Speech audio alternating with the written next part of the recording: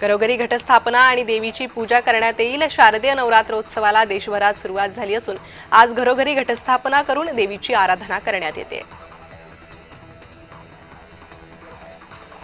नवरात्रीनिमित्त देशभरातील देवीच्या मंदिरांमध्ये भाविकांनी गर्दी केली आहे। यातच मुंबईतील मुंब्रा देवी मंदिरामध्ये उत्साहाचं वातावरण पाहायला मिळतंय। भाविकांचं दर्शन सुलभ व्हावं यासाठी मंदिर प्रशासनानं ही तयारी केली आहे। महाराष्ट्राची कुलस्वामिनी तुळजाभवानीच्या शारदीय नवरात्र महोत्सवाला आजपासून सुरुवात झाली आहे। नवरात्र महोत्सवापूर्वीची मंचकी निद्रा संपवून देवी पहाटे 2:15 वाजता वाजत गाजत सिंहासनावर विराजमान झाली आहे। सकाळी 6 वाजता नेहमीप्रमाणे देवीची नित्यपूजा पार पडली आहे।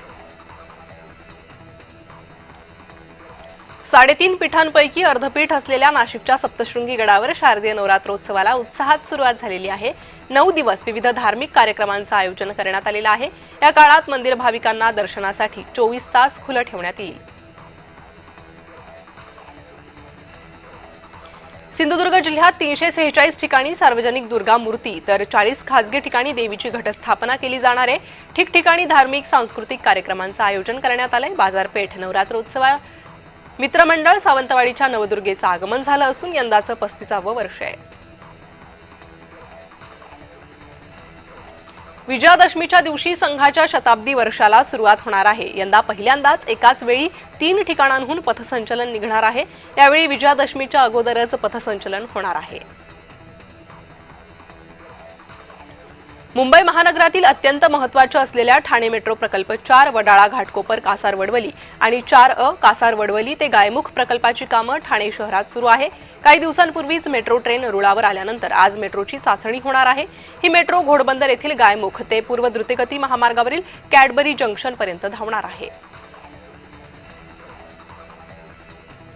नवी मुंबई आंतरराष्ट्रीय विमानतळ सर्वपक्षीय कृती समितीची बैठक पार पडली आहे। विमान नामांतराविषयीच्या येत्या 2 दिवसात मुख्यमंत्री फडणवीस यांची भेट घेणार असून दिबा पाटलांचं नाव न दिल्यास आंदोलनाचा इशारा देण्यात आला आहे।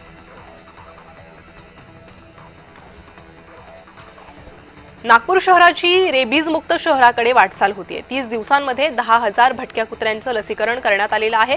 भटक्या जनावरांना नियंत्रण ठेवण्यासाठी शहरात भांडेवाडी, गोरेवाडा आणि महाराजबाग येथे प्राणी जन्म नियंत्रण केंद्र कार्यरत आहे। गेल्या 3 वर्षात या केंद्रामार्फत 56,997 कुत्र्यांचं लसीकरण करण्यात आलंय। कल्याण-शीळ रोडवरील पलावा पूल पुन्हा एकदा चर्चेत आलेला आहे। उद्घाटनाच्या दुसऱ्याच दिवशी पुलावर खड्डे पडत असल्यानं रस्त्यावर पुन्हा डांबरीकरण करण्यात आलेलं आहे। रस्त्याचा व्हिडिओ व्हायरल होत असून विरोधकांकडून टीका करण्यात येते आहे।